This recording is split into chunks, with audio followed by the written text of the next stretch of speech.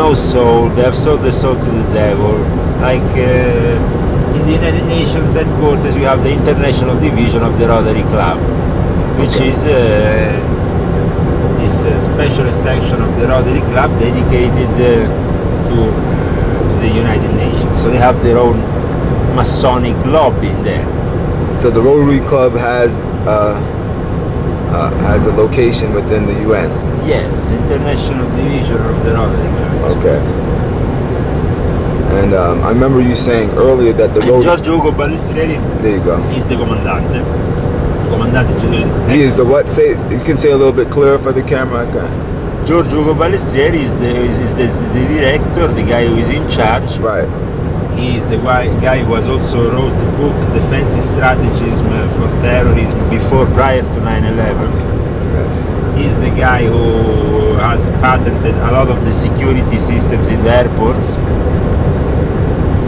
So he definitely is the one who has made probably more money after 9/11 for having to implement the security at the airports. One of the main benefactors could only be him, But wasn't the Rotary Club instrumental also in the 9/11 attack?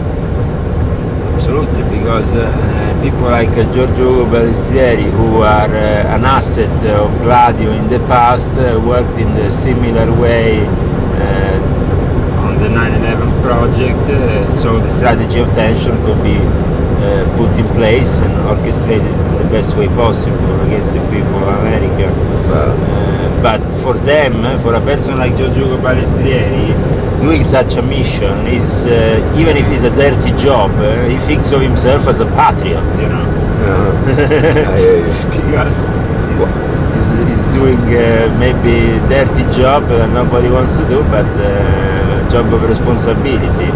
So when you go under and dig under Giorgio Balestrieri, you start finding the names that are involved with 9/11 and go right up to both the Vatican but also to Jerusalem, because Giorgio Balestrieri is also a very close friend and ally of the Zionists, apart from being also an agent of the Vatican. So he's a double agent. Wow. Pure and simple. Now, you were telling me a little bit earlier, but I wanted us to get that. But he's also switched off FBI CIA asset, which means that he has done a lot of work in the past, especially during the Cold War. Right. We were talking a little bit earlier, and I was asking you why were the Twin Towers targeted for this terrorist attack? What was the necessity of that specific target?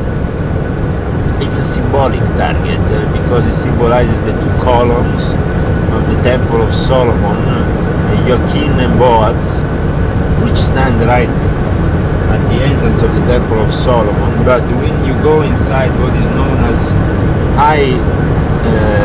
higher degrees of Freemasonry, like the Royal Arch, it's known that you have to leave behind Joachim and Boaz fallen, meaning that they fall behind you, and then you go forward into the knowledge of the kingdom of God.